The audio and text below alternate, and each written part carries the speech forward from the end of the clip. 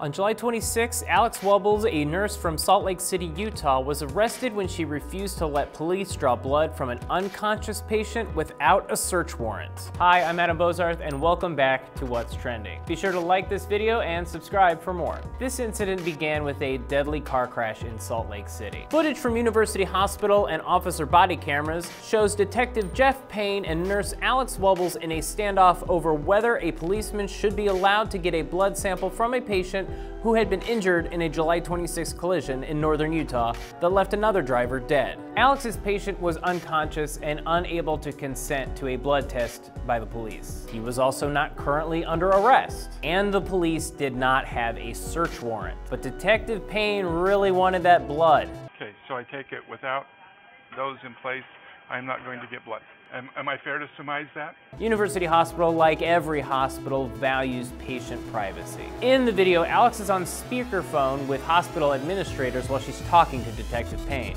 The administrators tell him that it's hospital policy, it's not Alex's decision. Why are you blaming the messenger, sir? She's the one that has told me no. Suddenly, Detective Payne flares up when the administrator tells him not to threaten a nurse. Like you're making a huge mistake because you're threatening a nurse. Okay. No, we're done. We're done. You're under arrest. We're going. We're done. We're done. I said we're done. Other body cameras show a University of Utah police officer and Department of Public Safety officers who act as hospital security doing nothing as Alex was arrested for doing her job. Detective Payne attempted to book Alex on obstruction of justice. He was claiming that the patient's unconscious state was implied consent, which has not been the law in Utah for 10 years. A very shaken Alex spoke to NBC News about her experience. I just feel betrayed.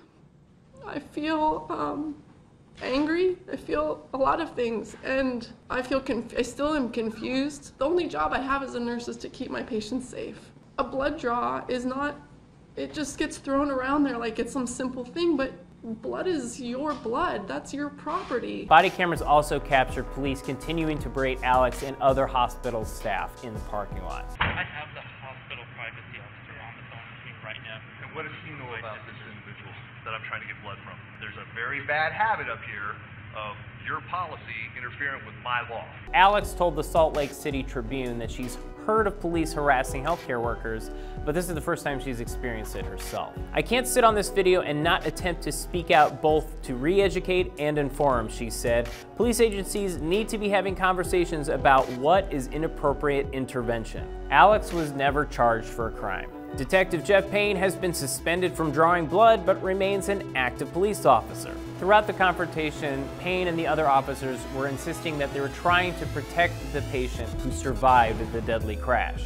It seems like a ploy to illegally obtain evidence, but the Salt Lake City Tribune has more information. The hospital declined to release information about the patient, but Payne's report identifies him as William Gray, a reserve officer in the Rigby, Idaho Police Department. Gray is a truck driver when he is not serving as a reserve police officer, according to the Idaho State Journal. So what's your take on this story? Let us know in the comments section below. Obviously, there is a lot of reaction online to this video already. Chris Hetherington says, "I am a law enforcement officer and this infuriates me. This nurse was absolutely correct." Anthony Douglas tweets, "All the police standing around know she's right and yet continue to allow him to violate her rights." Andrew Rocks 10 quotes Detective Payne saying, "Because she's telling me no.